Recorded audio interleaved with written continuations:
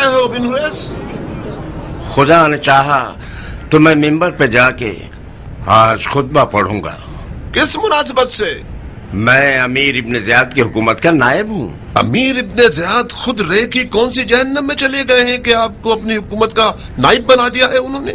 استغفار کرو امیر، نہ تو میں عمر سعد ہوں اور نہ ہی یہ لوگ جو کھڑے ہیں عورت ہیں۔ عامر ابن مسعود، ہنگامہ مت کرو، بیٹھ جاؤ۔ یہ دو افراد جو تم دیکھ رہے ہو قاصد خلیفہ ابن زیاد ہیں، ان کی جانب سے کوفے کے مومنین کے لیے پیغام لائے ہیں۔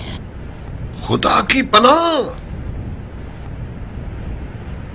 کیا آپ لوگوں نے سنا؟ ابن زیاد اپنے آپ کو خلیفہ کہلوا چکا ہے، اور یقیناً اس کا پیغام بھی یہی ہوگا کہ کوفے والے اس کی بیعت کر لیں۔ کچھ تو شرم کرو کوفے والو، خدا کے گھر کا ممبر کیا اس قدر لاوارث ہو گیا ہے کہ ہر نااہل اور کم حیثیت شخص اس پر بیٹھ جائے؟ تمہارا ممبر و محراب سے کیا واسطہ؟ اے بدتمیز عرب، اپنے منہ سے زیادہ بڑی بات کر رہے ہو۔ کیا تمہارا سر جسم پر بھاری ہو گیا ہے؟ خلیفہ مرا ہے مگر اموی حکومت نہیں مری ہے۔ امویوں کے پاس ڈھنگ کے لوگوں کی کمی نہیں ہے۔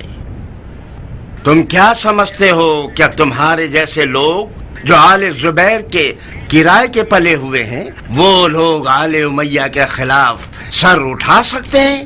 جاؤ اپنی جگہ پر بیٹھ جاؤ عامر، فتنہ برپا مت کرو۔ اے کوفہ کے لوگوں، اے کوفہ کے رہنے والوں، یہ جان لو کہ بصرہ والوں نے ابن زیاد کی بیعت کر لی ہے۔ بصرہ والوں نے بہترین کام کیا۔ خلیفہ کے نائب کو دیانتدار اور دین کے احکام سے واقف ہونا چاہیے۔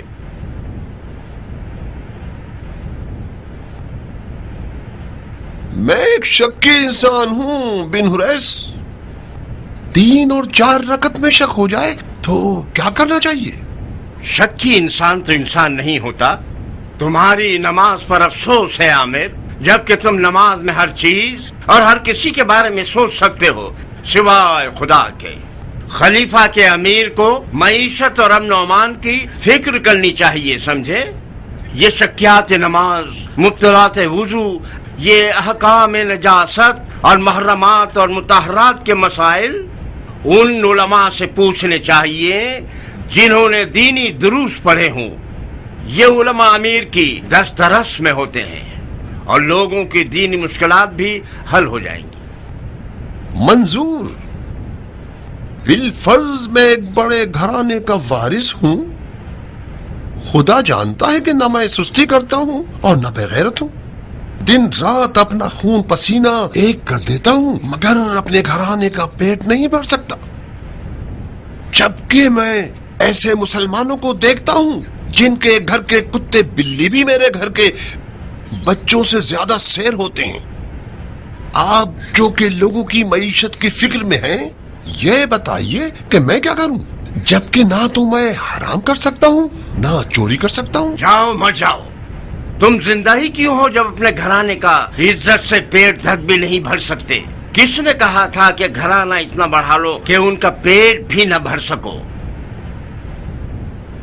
اس منطق کے تحت آپ میں سے اکثر لوگوں کو مر جانا چاہیے، کیونکہ آپ تنگ دست ہیں۔ جہاں تک ہم جانتے ہیں خلیفہ اور اس کے کارندوں کو سنت رسول پر چلنے والا ہونا چاہیے تاکہ وہ مظلوم کا حق ظالم سے چھین کر لے۔ شاباش عامر، شاباش۔ خلیفہ اور اس کے کارندوں کو عادل ہونا چاہیے تاکہ نہ ہی کوئی مسلمان زیادہ کھانے سے مرے اور نہ ہی کوئی مسلمان کم کھانے کی وجہ سے۔ خدا عامر، شاباش، تم تو آل زبیر کے طرفدار ہو، جھوٹے کہیں کے۔ آل علی کے جملے لوگوں کو کیوں سنا رہے ہو؟ سن رہے ہو لوگوں، اس سے زیادہ مکاری اور چالاکی کیا ہوگی؟ یہ باتیں علی کے دور کی تھیں جو ختم ہو گئیں۔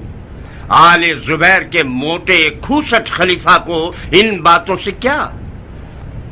میں اس قدر غیرت اور مردانگی رکھتا ہوں کہ اپنی حکومت اور اقتدار کے حصول کے لیے شریعت اور دین کی باتوں کا سہارا لے کر لوگوں سے کوئی ایسا وعدہ نہ کر لوں جو پورا ہی نہ کر سکوں۔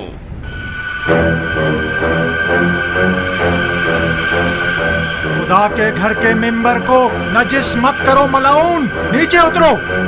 یزید تو مر گیا مگر اس کے کتے اب بھی لوگوں کی جان نہیں چھوڑ رہے۔ کوفیوں کو اموی خلیفہ نہیں چاہیے، خلیفہ زبیری چاہیے۔ عبداللہ زبیر خلیفہ، عامر ابن مسعود امیر۔ عبداللہ زبیر خلیفہ، عامر ابن مسعود امیر۔ عبداللہ زبیر خلیفہ، عامر ابن مسعود امیر۔ ان خرافات کے ساتھ تو کوفہ بہت جلد زمین بوس ہو جائے گا۔ کوفے والے بدنصیب لوگ ہیں، آج سے کوفے سے امن و امان ختم ہو جائے گا۔ تم نمک حراموں کا حق بنتا ہے کہ تم لوگوں پر بلا ٹوٹ پڑے۔ مجھے تو آل زبیر پر حیرت ہو رہی ہے کہ عامر تم نامرد درمیان۔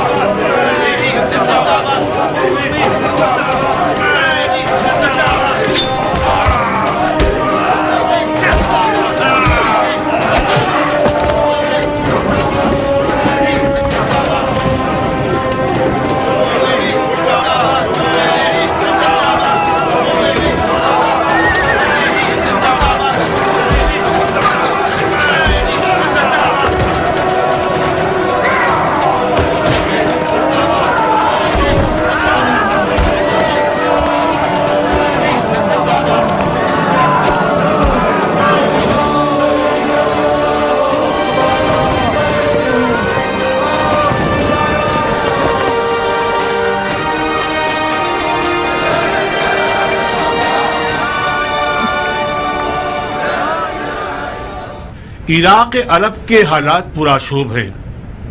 ہمیشہ کی طرح کوفہ میں فرقہ واریت اور مختلف گروہوں کا میدان جنگ بن گیا ہے۔ اب میرا خیال ہے کہ جلد از جلد ان لاوارث بھیڑوں کی فکر کیجیے اور آج ہی کوفہ کے امیر کے تعین پر غور کر لیجیے۔ جس قدر یہ موضوع پرانا ہوتا جائے گا اتنا ہی کوفہ پر تسلط پانا مشکل ہوتا جائے گا۔ مسئلہ کوفہ ہم سب کا مسئلہ ہے۔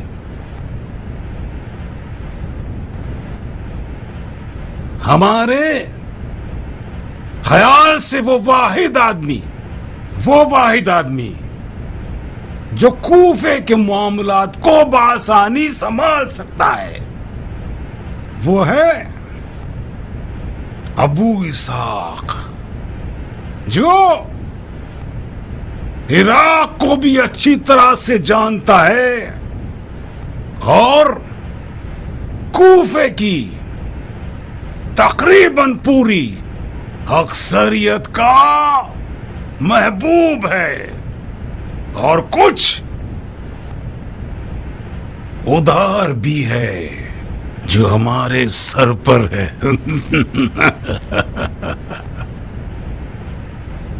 احسنت، مرحبا اس حسن انتخاب پر۔ خدا کی قسم آپ نے بہترین انتخاب کیا ہے۔ کوفیوں کی اکثریت ابو اسحاق کو بہت چاہتے ہیں، خاص طور پر توابین جو کہ بے شک ان کے ہم آواز ہیں۔ بہت بہت مبارک و مختار، بے شک آپ کوفہ کے امیر ہونے کے لائق ہیں۔ بہت خوب ابو اسحاق، वादा वफा कर दिया हमने।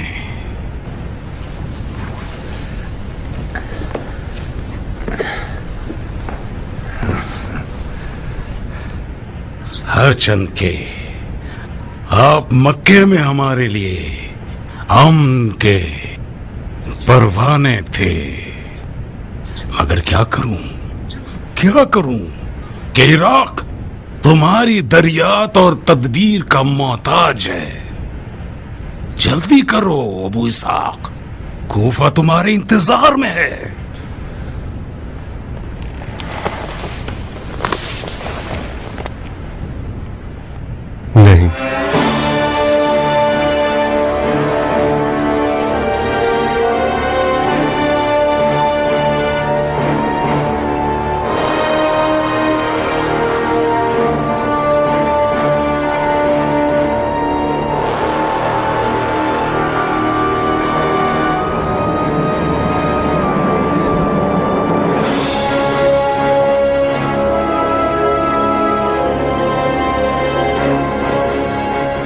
नहीं, गुजारिश है कि मुझे माफ रखें।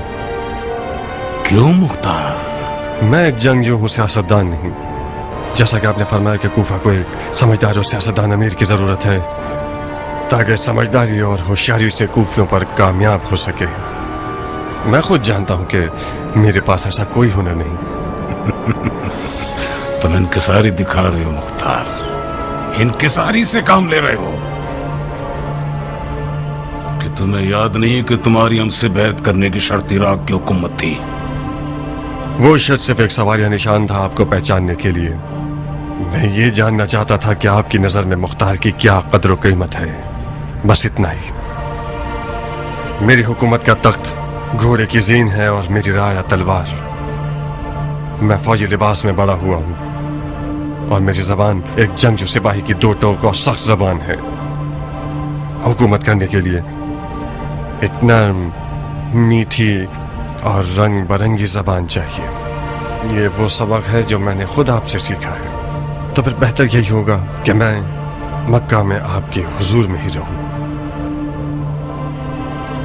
बहुत खूब मुख्तार। नहीं, अब कौन है जो कूफे की हुकूमत के लिए मुनासिब होगा? हाँ, जाहिरन कूफे वालों ने इस खत में एक शख्स का इंतखाब किया। बेहतर है कि खलीफा उनकी राय को भी देख ले। किसका इंतखाब किया है? आमिर इब्न मसूद का। हाँ, आमिर इब्न मसूद। हाँ, एक दीनदार और खैर खा इंसान है, मगर सिर्फ दीनदार और खैर खा है। क्या वो कूफे जैसे शहर से निमट सकता है? हाँ, मुझे बैद लगता है। कुछ अरसे उसे मोहलत दे दीजिए कि वाली कूफा बन जाए। अगर वो लायक और समझदार निकला तो बहुत खूब, न हुआ तो एक जिम्मेदार इंसान को कूफे की हुकूमत के लिए चुन लीजिएगा। जनाब खलीफा, कूफियों की राय पर एतमाद करना कूफा के लोगों को आले जुबैर का चाहने वाला बना देगा। अच्छी राय है, अगरचे हमें लगता है कि मुख्तार कूफे की हुकूमत के लिए सबसे उगला है। हैफ है कि उसने मना कर दिया। हैफ है।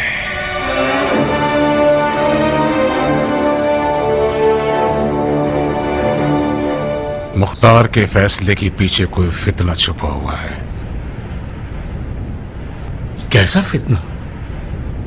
ये तो अब तक मुझे भी नहीं पता, मगर मुझे यकीन है कि वो कुछ गलत इरादे रखता है। क्या वाकई आप उसे कूफा की हुकूमत देना चाहते थे? मैंने तो दे दी थी, मलून ने कबूल नहीं की। ताज्जुब है, तो फिर हम क्यों पागल बन रहे हैं? क्या मतलब है? کیا ہمیں پتہ نہیں چلنا چاہیے کہ مختار نے حکومت کوفہ کو کیوں قبول نہیں کیا؟ مجھے پتا ہے. تو بتاؤ کیوں قبول نہیں کی؟ پہلے مجھے بتائیے کہ کیا ارادہ تھا آپ کا، پھر میں بتاؤں گا کہ اس نے کیوں قبول نہیں کی. میرا تو کوئی ایسا ارادہ نہیں تھا. اس طرح تو مجھے بھی کوئی علم غیب نہیں ہے جناب امیر کہ مختار نے حکومت کوفہ کو کیوں قبول نہیں کیا. اور واقعی کیسے جان سکتا ہوں میں؟ تو پھر کس کام کے ہو تم؟ اگر مجھ سے اتنی باتیں چھپائیں گے تو میں بھی کسی کام کا نہیں ہوں. آپ فوراً حکم دے سکتے ہیں کہ مجھے فارغ کر دیا جائے اور مسلمانوں کے بیت المال کو مجھ جیسے شخص پر حرام نہ کریں جو کسی بھی کام کا نہیں. تم ایسا کیوں سوچتے ہو کہ میں تم سے کچھ چھپا رہا ہوں؟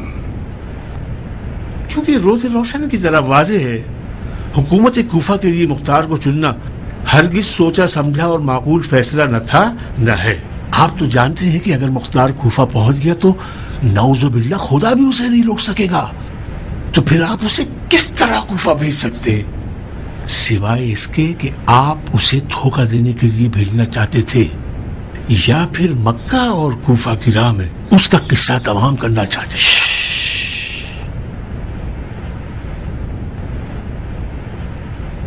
جب بچڑا حد سے زیادہ بڑا ہو جائے تو اس کی ماں کو شدید پریشانی ہو جاتی ہے. ابھی بہت وقت لگے گا تمہیں ایک سمجھدار سیاستدان بننے میں. یہاں تو صرف میں اور آپ ہیں.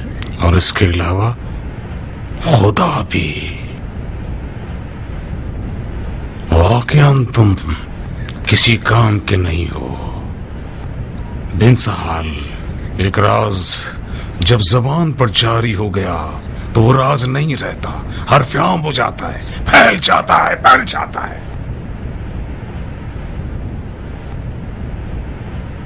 آج کے بعد جو آ جائے زبان پر کوئی راز بند رکھنا لب بدساز. رکھو راز کو راز، دھیان رکھنا کہ نہ ہو جائے سخن ساز، ورنہ ہوگا قفس عمر کا تیری درباز. مرغ جاں تیری نکل کر کرے اس سے پرواز. یہ جو آپ نے فرمایا کیا یہ شعر تھا؟ نہیں، دم کی تھی. میں نے لطیف قافیے کے ساتھ دی ہے تاکہ مر کے بھی نہ بھول سکو. اب بتاؤ کہ مختار نے کوفے کی امیری کیوں کر قبول نہیں کی؟ مختار کو میرے ارادے کا پتہ نہیں تھا، لہذا بکواس مت کرنا. ہاں، مجھے لگتا ہے کہ جب تک مختار کے رقیب کی شکل میں سلیمان ابن سرد خزائی ہے مختار کوفہ نہیں جائے گا. وہ توابین کا انجام دیکھنا چاہتا ہے، لہذا تعامل سے کام لے رہا ہے. جب تک سلیمان ابن سرد اور اس کے ساتھی کوفہ میں ہیں آپ کو فکر کرنے کی کوئی ضرورت نہیں. جو ارادے مختار کے ہیں ان کی راہ میں سلیمان سب سے بڑی رکاوٹ ہے.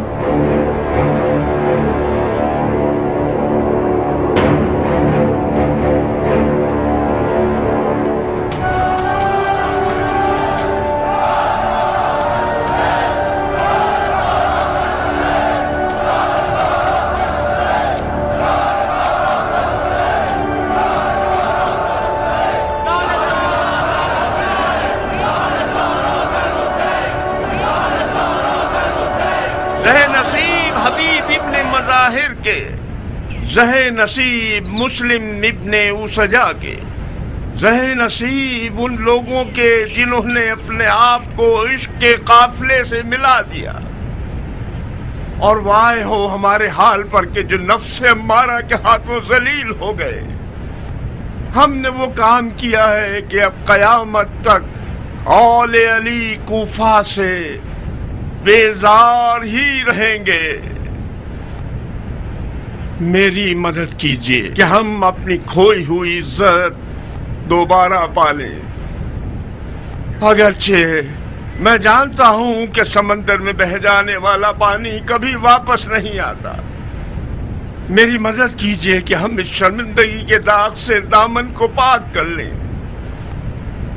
حوصلہ پیدا کرو کہ پھر سے زندہ ہو جائیں. میں نے سنا ہے کہ بعض کوفیوں نے آل زبیر کے لیے بیعت طلب کی ہے. میں جو کہ تواب ہوں خون حسین کا انتقام لینا چاہتا ہوں. جہاں تک آل زبیر میری رکاوٹ نہیں بنیں گے مجھے بھی ان سے کوئی سروکار نہیں. آج میرا جہاد ہے قصاص ہے قاتلان حسین اور آرزو ہے راہ حسین میں مر جانا. تم بالکل ٹھیک ڈر رہے ہو کیان. یہاں تو ایک اجتماعی خودکشی کی بو آ رہی ہے. یہ آگ اپنے آپ کو جلانے والی ہے, دشمن کو جلانے والی نہیں. واقعاً مختار کی سخت ضرورت ہے. کبھی کبھار ابو اسحاق اور اس کے ان کاموں پہ شدید غصہ آتا ہے مجھے, اس قدر کہ میرا دل کرتا ہے اپنا سر دیوار سے ٹکرا دوں. نہ جانے کس امید پہ مکے میں رکا ہوا ہے. یہ ہمارے خوابوں کے پورا ہونے کے لیے بہترین وقت تھا. صبر سے کام لو کیان. جس مختار کو میں جانتا ہوں وہ کسی بیکار اور بنجر زمین پر کبھی قدم نہیں رکھتا. بہتر ہے توابین کے انجام تک مختار مکہ ہی میں رہے. کیوں بن کامل؟ کیونکہ وہ سلیمان کے سامنے نہیں آنا چاہتا. تم نے سنا نہیں؟ سلیمان کو حکومت سے کوئی سروکار نہیں ہے. مختار اس روش کے سخت خلاف ہے. یزید ملعون جو واقع کربلا کا اصل مسبب تھا واصل جہنم ہو گیا. بعد یزید ستمگر ابن زیاد خبیث اور اس کے کارندے ہیں. اس قدر شقی القلب قوم سے جنگ کروں کہ بفضل خدا شہادت سے ہمکنار ہو جاؤں. جو بھی میرا ہم عقیدہ اور ہمدرد ہے اس بیکار دنیا سے اپنا دل اکھاڑ لے اور قافلہ کربلا کا مسافر ہو جائے.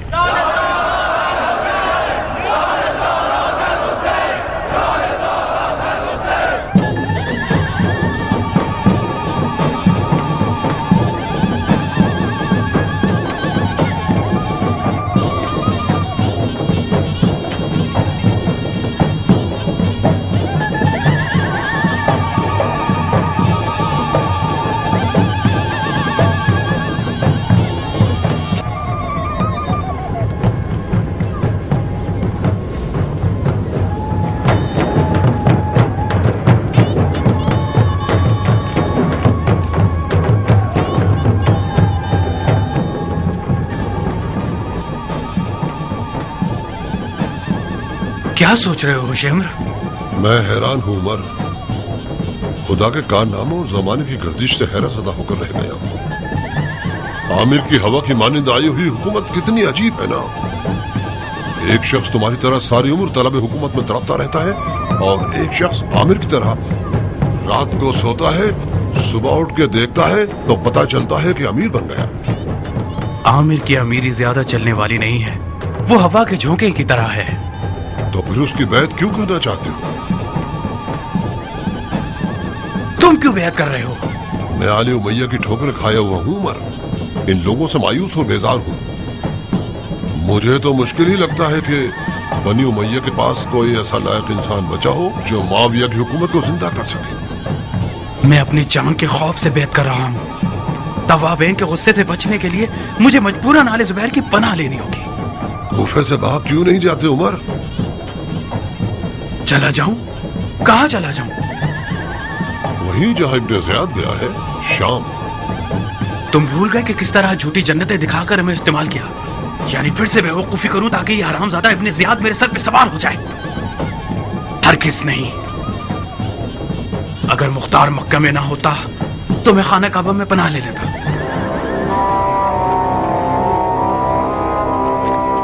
میں حاکم نہیں ہوں, لوگوں کی خدمت کا امانت دار ہوں.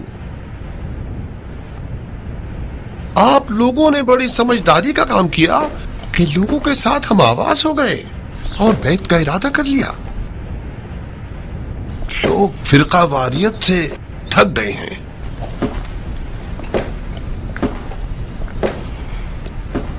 میرے خیال سے توابین بھی غلطی پر ہیں. یہ لوگ کڑے مردے اکھاڑ رہے ہیں. مردہ بھی عذاب میں, اور زندہ بھی عذاب میں. بہرحال میں کوفے والوں کے قابل اعتماد اور خدمت گزار ہونے کے ناطے یہی نصیحت کرتا ہوں کہ تمام مسلمان بھائی چارگی اختیار کریں. یہی بات خلیفہ کے حکم میں ہمیں ملتی ہے.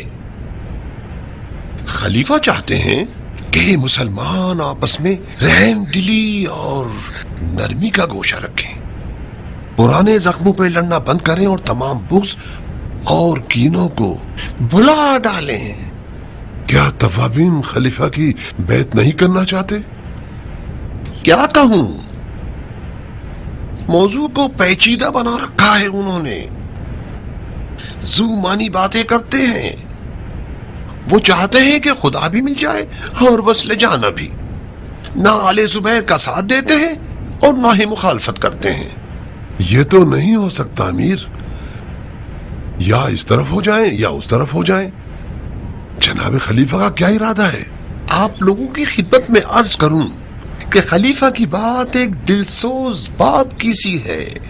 امید ہے کہ یہ فرزند خطا کار غلط راستے سے لوٹ آئے اور سیدھے راستے پر چلنے لگے اور باپ کے غم و غصے کا باعث نہ بنے. اگر یہ نافرمان بیٹا سیدھے راستے پہ نہ آئے تو کیا؟ باپ کے صبر کی بھی ایک حد ہوتی ہے. پھر نبی خدا حضرت نوح اور ان کے بیٹے کی حکایت ہو جائے گی.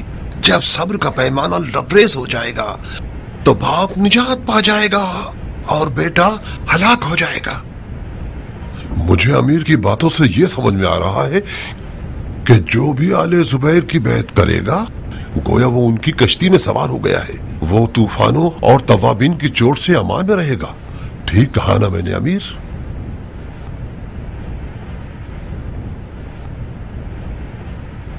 کوئی مذاق کی بات نہیں ہے شمر، مگر مجھے تم لوگوں سے اور زیادہ توقع تھی. اگر توابین کے خوف سے آپ لوگ آل زبیر کی بیعت کر رہے ہیں تو بہتر ہے بیعت نہ کریں اور دیر ہونے سے پہلے اپنی جان بچائیں اور فرار ہو جائیں شام کی طرف. وہ بیعت جو کسی طرح کے ڈر، خوف یا بے دلی کے ساتھ ہو وہ کسی قدر و قیمت کی نہیں ہوتی. لیکن اگر آپ لوگ آل زبیر پر ایمان لے آئے ہیں تو پھر بیعت کیجئے تاکہ آپ کو پناہ مل جائے.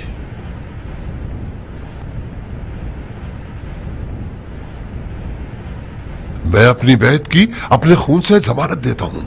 خدا کرے کہ یہ بکواس نہ ہو. اس بیعت کے ذریعے آل امیہ سے اظہار بیزاری کرتا ہوں اور آل زبیر سے دوستی کا مشتاق ہوں.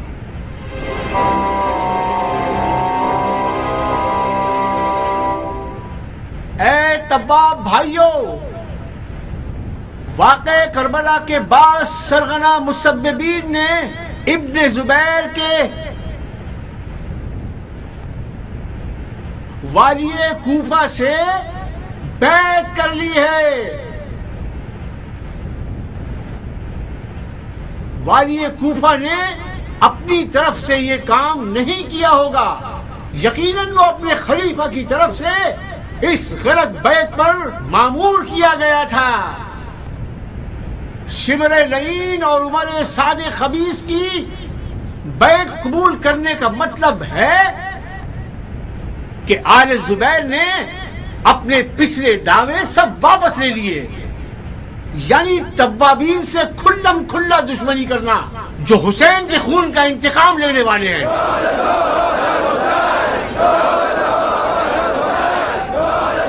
اگر یہی تماشے رہے کہ ہر چند عرصے میں کوئی طاقت کا بھوکا، منحرف اور لالچی شخص کھڑا ہو کر دین کے نام پر بدترین اور سب سے گری ہوئی حرکتوں کا مرتکب ہو جائے اور جہاں تک ہو سکتا ہے مسلمانوں کے مال و ناموس کو لوٹتا رہے، اور ایک مسلمان حکمران ان سب باتوں کو نظر انداز کر کے اسے پناہ دے دے، تو ایسے تو کوئی مسئلہ حل ہونے والا نہیں ہے.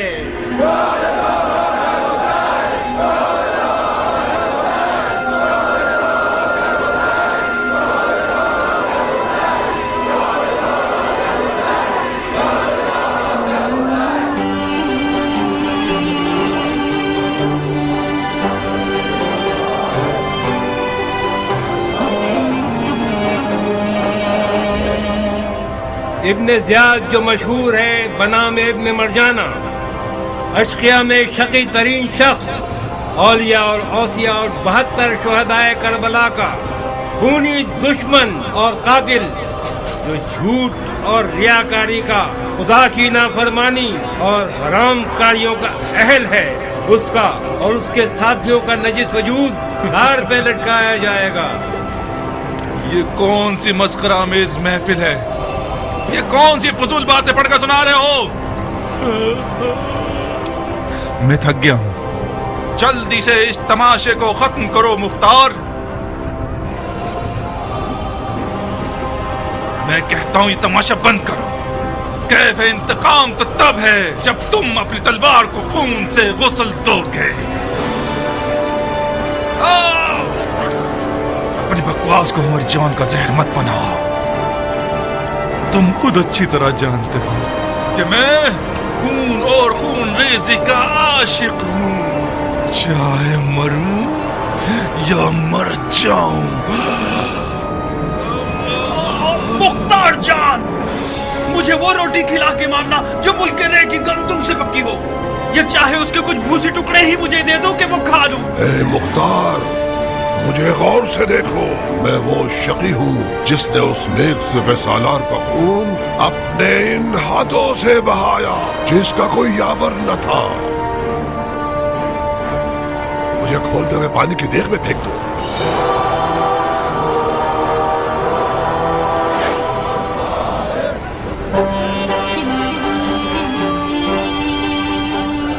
الوداع ہے خانہ کعبہ، الوداع ہے آنسوؤں کے قبلہ گاہ، الوداع ہے علی کی جائے پیدائش، شاید یہ ہمارا آخری دیدار ہو۔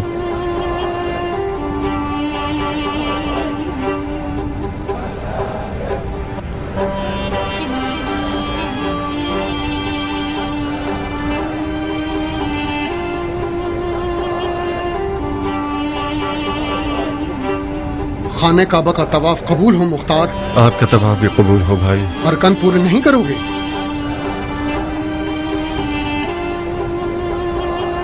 کوفہ سے ہانی ابن جبہ وداعی صاحب، کیا حال ہے ابن جبہ؟ آپ کی دعاؤں سے ابو اسحاق، آپ کیسے ہیں؟ سانس چل رہی ہے، ہزار شکر ہے اس کا۔ جتنی دیر تم طواف میں تھے میں تمہیں دیکھ رہا تھا، تمہارا طواف تو طواف وداع تھا، کہاں کا ارادہ ہے انشاءاللہ؟ انسان کی موت ہر وقت انسان کے تعاقب میں رہتی ہے ہانی، شاید ابھی صحن کعبہ سے باہر قدم رکھیں اور تو پھر بہتر ہے کہ انسان ہر وقت جانے کے لیے تیار رہے۔ کب تک مکہ میں بیٹھے رہنے کا ارادہ ہے مختار؟ بالکل کوفے کو بھول گئے ہو تم؟ اپنے گھر والوں سے ملنا نہیں چاہتے؟ خانہ کعبہ کے جوار میں رہنے کی توفیق ہر کسی کو میسر نہیں ہوتی۔ کوفے کی کیا خبریں ہیں ابن جبہ؟ کوفہ تو مت کہو جیسے کوئی طوفانی دریا ہے، صرف مختار کی کمی ہے۔ یزید کی موت کے بعد اب کوفیوں کو غیرت آ ہی گئی اور اموی کارندوں کو ذلیل اور رسوا کر کے کوفے سے باہر نکال دیا۔ لوگوں کی آل زبیر سے بیعت صرف مصلحت کے تحت ہے، ان لوگوں نے مجبوراً آل زبیر سے رضامندی کا اظہار کیا ہے۔ ظاہر ہے اندھوں میں کانا راجا ہوتا ہے۔ اگر تم کوفے میں ہوتے تو کم از کم لوگ عامر ابن مسعود کی طرف نہ جاتے۔ ابھی بھی دیر نہیں ہوئی ہے مختار، کوفیوں کو آل زبیر پر شک ہے۔ جناب سلیمان سر تو تھے نہانی، تو پھر ان کی بیعت کیوں نہیں کی تم لوگوں نے؟ سچ تو یہ ہے کہ بہت سے لوگ سلیمان کے گرد ہیں، مگر سلیمان بذات خود حکومت نہیں کرنا چاہتا۔ ہم نے جتنے بھی ضد کی اس نے قبول نہیں کیا، رات دن گریہ کرتا رہتا ہے۔ سلیمان اور اس کے ساتھی توابین کے نام سے مشہور ہو گئے ہیں۔ ان کا عقیدہ یہ ہے کہ ان کی توبہ اس وقت قبول ہوگی جب یہ شہید ہوں گے. کوفیوں کی رائے مختار کے بارے میں کیا ہے حنی؟ کس حوالے سے؟ ہر حوالے سے. جاننا چاہتا ہوں کہ میرے بارے میں کیا کہتے ہیں. اچھی اچھی باتیں کرتے ہیں. ہم نے تو جو کچھ سنا ہے وہ جنگ مکہ میں مختار کی شجاعت اور اس کی حرم کعبہ کے دفاع میں جانثاری کا ہی سنا ہے. لوگوں کی آل زبیر کی طرف جانے کی ایک بہانہ تراش دلیل تم خود ہو. میں؟ اور کیا؟ کوفیوں کا تمہاری تشخیص پر ایمان ہے. لوگ کہتے ہیں اگر آل زبیر اچھے لوگ نہ ہوتے تو مختار ان کے پاس نہ رکے رہتا. واقعاً؟ تم اپنے آپ کو اتنا کم قیمت کیوں سمجھتے ہو ابو اسحاق؟ کوفے والے تمہیں اپنا حصہ سمجھتے ہیں. تمہارا بیت اللہ کا دفاع کرنا ان لوگوں کے غرور کا باعث بن گیا ہے. تم پر ناز کرنے لگے ہیں یہ لوگ. توابین کا کیا ان کی بھی یہی رائے ہے؟ توابین کو نہ مختار سے سروکار ہے اور نہ آل زبیر سے. ان کا سارا غم شہادت پانا ہے. میں نے ایسا کچھ نہیں سنا.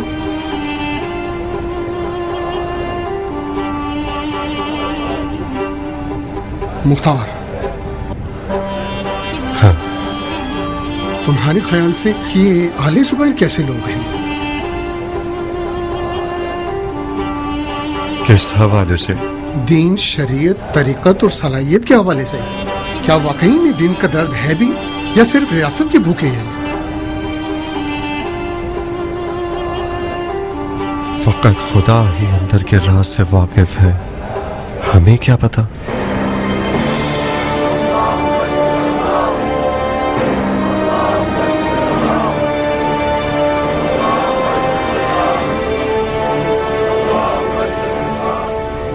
میرے اور حضرت خلیفہ کے لیے کھانے پینے اور سونے سے زیادہ مقدم یہ ہے کہ شریعت کا پاس رکھیں. جناب خلیفہ چاہتے ہیں کہ ان کے بھائی کی بیوہ حکم شریعت کے مطابق شادی کر لیں، غیروں اور اجنبیوں سے نہیں. وہ چاہتے ہیں کہ میں جب تک زندہ ہوں زبیر کی بہو بن کر رہوں. حکم سر آنکھوں پر. مگر منزل کی موت کے بعد میں نے وہ منت مانی ہے جس سے میرا نکاح مشروط ہو چکا ہے. کیسی شرط ہے بانو؟ شرط قصاص. قصاص کس سے؟ قاتل منزل سے. منظر کا قاتل ایک بدنصیب اور بے تقا سا شامی آدمی تھا جسے منظر نے خود واصل جہنم کر دیا. منظر کا قاتل وہ علمدار ہے جس نے منظر کو میدان میں جانے کی اجازت دی. مختار؟ جی ہاں، مختار. جب تک مختار زندہ ہے زبیر کے تمام بیٹوں کے سر خطرے کی زد میں ہیں. مختار کا مارا جانا ہماری حکومت کے لیے برا قدم ہے خاشیہ. تو اسے اس طرح بھی مارا جا سکتا ہے کہ اس کا خون حکومت بنی زبیر کے سر نہ آئے. تم بضد ہو کہ مختار مارا جائے؟ میں نے منت مانی ہے جعفر، عہد کیا ہے خود سے. منت کا ادا کرنا واجب ہے. میرا فیصلہ خون مختار ہے.